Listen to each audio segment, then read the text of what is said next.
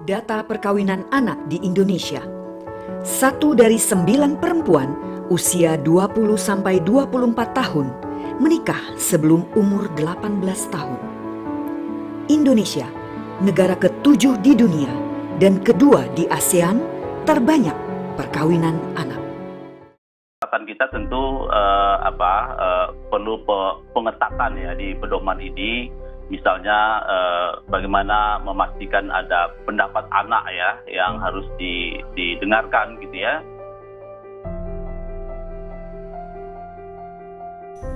Om Swastiastu. Hai Sobat Anak, perkenalkan nama saya Iko Manghindu Dharma Putra dari SMA Negeri 1 Pekutatan. Sobat Anak, perkawinan anak masih menjadi momok di negeri kita tercinta. Negara Indonesia menduduki posisi ke-7 di dunia dan kedua di ASEAN dalam kasus perkawinan anaknya. Tentu hal tersebut bukanlah suatu hal yang dapat kita banggakan. Perkawinan anak sendiri telah melanggar komitmen pemerintah untuk melindungi anak dari kekerasan dan diskriminatif. Nah, Sobat Anak, sebagaimana suatu fenomena pada umumnya, begitu juga halnya dengan perkawinan anak yang memiliki sebab dan akibat. Nah, apa Sobat penasaran dengan sebab dan akibat dari perkawinan anak? Yuk kita bahas satu persatu. Baik, kita mulai dari kategori yang pertama, yakni faktor. Adapun faktor-faktor yang mendorong terjadinya perkawinan anak antara lain sebagai berikut. Yang pertama, faktor ekonomi. Keluarga dengan taraf perekonomian rendah memiliki kecenderungan untuk menikahkan anak mereka dengan anggapan beban finansial keluarganya dapat berkurang. Namun hal tersebut justru akan mendorong anaknya untuk terjun ke dalam kemiskinan. Faktor yang kedua, yakni nilai budaya yang menganggap anak merupakan sebuah aset. Dan faktor yang terakhir yakni globalisasi. Derasnya arus globalisasi tak jarang membawa pengaruh negatif ke kalangan anak-anak itu sendiri, yang tak jarang akan mengakibatkan kehamilan di luar nikah pada anak itu sendiri, yang juga dapat berdampak pada perkawinan anak. Faktor-faktor tersebut akan beranak pinak menghasilkan dampak-dampak. Adapun dampak dari perkawinan anak antara lain sebagai berikut. Yang pertama yakni dampak dari aspek kesehatan dan kependudukan. Perkawinan anak akan mengakibatkan rendahnya kesehatan ibu dan bayi, tingginya resiko stunting, kehamilan dan persalinan yang berisiko, serta berdampak pada tingkat fertilitas di masyarakat.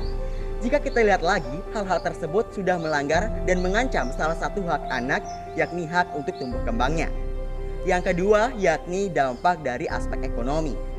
Anak yang menikah di usia yang masih dini, cenderung akan mengalami kesulitan ekonomi. Tak jarang akan terjadi pekerja di usia anak. Tentu hal tersebut sangatlah tidak baik untuk perkembangan ekonomi Indonesia ke depannya. Yang ketiga, dampak dari aspek pendidikan. Anak yang menikah di usia yang masih dini cenderung akan mengalami kesulitan untuk melanjutkan pendidikan. Mengapa demikian? Karena mereka telah memiliki tanggung jawab baru sebagai seorang ayah ataupun seorang ibu. Yang jika kita lihat lagi, hal tersebut juga telah melanggar salah satu dari hak anak, yaitu hak untuk partisipasi, khususnya partisipasi aktif dalam pendidikan. Hal tersebut akan mempengaruhi kualitas sumber daya manusia Indonesia ke depannya. Dan dampak yang terakhir yakni dampak dari aspek psikologis. Anak yang menikah di usia dini, di usianya masih memiliki emosi yang belum stabil atau bisa dibilang labil. Mereka cenderung akan mengalami kesulitan dalam mengarungi bahtera rumah tangga, seperti adanya percekcokan, keributan, bentrokan, bahkan tragisnya dapat berakhir ataupun berujung pada perceraian.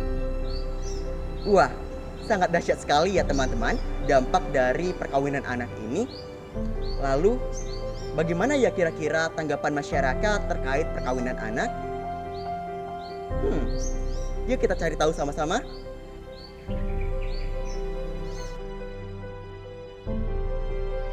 Kalau saya sih tidak setuju. Setuju-setuju aja sih. Sangat tidak setuju. Karena itu juga akan merusak masa depan anak. Terus juga melanggar hak anak juga termasuk dalam eksploitasi anak. Kan memang kalau mau dia mau nikah mau gimana lagi kan? apa yang mendasari sesuai dengan aturan pemerintah, itu Undang-Undang Nomor 1 Tahun 74 tentang perkawinan. Makanya di sana sudah dijelaskan perkawinan yang sah itu adalah minimal berusia 17 tahun ke atas. Dengan sendirinya saya sangat tidak setuju, ya, dalam artian juga kalau di bawah umur berarti pasangan yang bersangkutan istilahnya belum siap untuk melaksanakan perkawinan, baik itu untuk masa depannya dia selama nanti berumah tangga, apalagi belum mempunyai pekerjaan yang tetap. Dengan sendirinya akan menimbulkan permasalahan di kemudian hari apabila dia sampai menempuh istilahnya kehidupan berumah tangga ataupun perkawinan. Berbagai macam strategi telah dilakukan oleh pemerintah dalam menghentikan fenomena perkawinan anak, seperti melalui pendekatan pada anak itu sendiri, keluarga, sekolah, lingkungan maupun wilayah. Namun jika kita lihat kembali dari wawancara kita tadi, belum semua masyarakat memiliki kesadaran akan betapa berbahayanya fenomena perkawinan anak ini. Semua usaha yang telah dilakukan pemerintah akan sia-sia jika masyarakat masih bersikap acuh tak acuh terhadap fenomena perkawinan anak. Oleh karenanya perlu dihadirkan kesadaran kita bersama untuk ikut serta berkontribusi nyata dalam menghentikan fenomena perkawinan anak.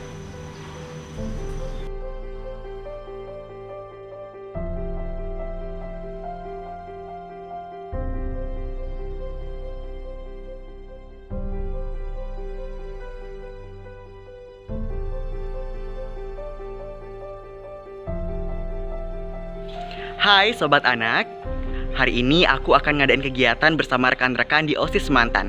Kegiatannya bertajuk Raskim, Real Action to Stop the Kid Marriage. Ikuti keseruannya ya, stay tune. Raskim, Real Action to Stop the Kids Married merupakan aksi yang kami lakukan dengan tetap mematuhi protokol kesehatan. Hai Sobat Anak, kita udah sampai di sekolahku SMA Negeri 1 Pekutatan. Yuk kita cari rekan-rekan di OSIS Mantan.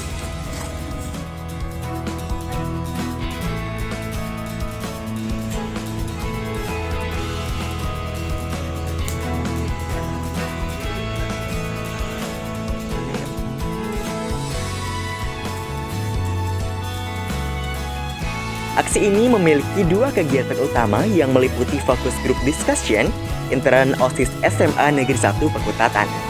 Melalui kegiatan ini, kami berdiskusi, bertukar pikiran tentang perkawinan anak dan solusinya.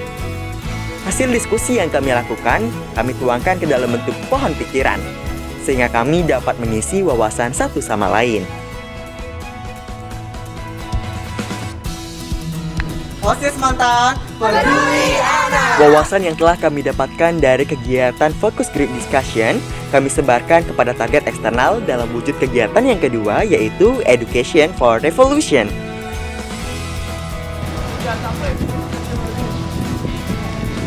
Mau ada kegiatan apa kita? Education for Revolution.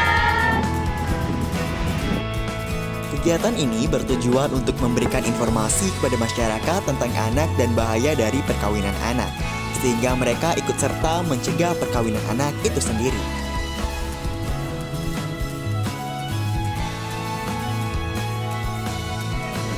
Kita sebagai anak memang memiliki hak untuk dilindungi, namun tidak ada salahnya kita untuk ikut serta melindungi anak yang lainnya dari perkawinan anak. Oleh karenanya, mari kita tunjukkan kontribusi bersama. Ayo stop perkawinan anak. Perkawinan anak melanggar hak anak.